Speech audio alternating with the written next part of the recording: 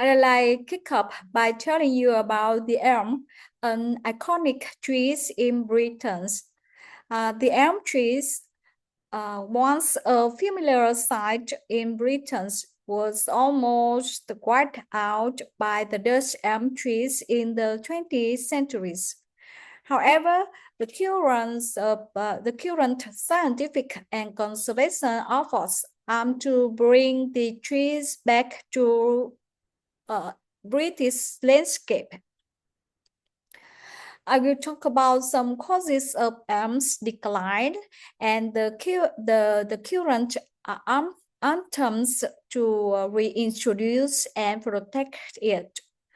The destructing elms populations began with two ways: spread out by elms bark beetles. The second outbreak in 1970s, carried out by infect timber from Canada, was especially severe, killing around 25 million trees. There is small elm trees survived in large hedges, but they quickly infected when grow large enough for beetles to lay eggs. Yes, some mature trees, particularly in place in camp, such like Cambridge, survive some centuries.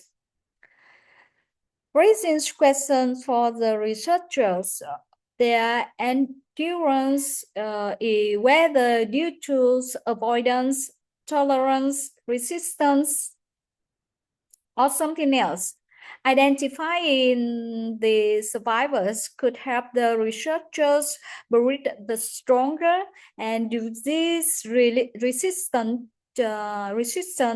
varieties, as well as form the foundations for restorations.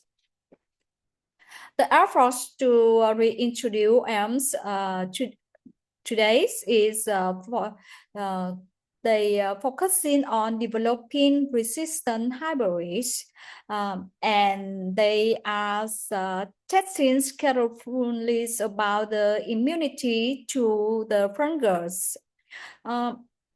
Then the seedlings are motorized carefully, and the early research showed us the promising resistance level. However, the conservationists face moral and environmental challenges. There are some argument between the solutions. Some argue that the replanting hybrids means that replacing the native trees with non-native analogs, while the other believe that natural recovery should be given time. One organization, I don't remember exactly their names, Good Church Lands, something else like that.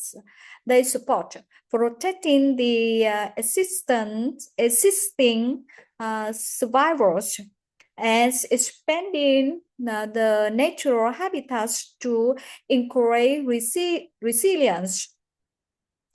In conclusion, although Dutch elm disease devastated Britain landscape, the current renewed research and selecting breeding offer the real hope.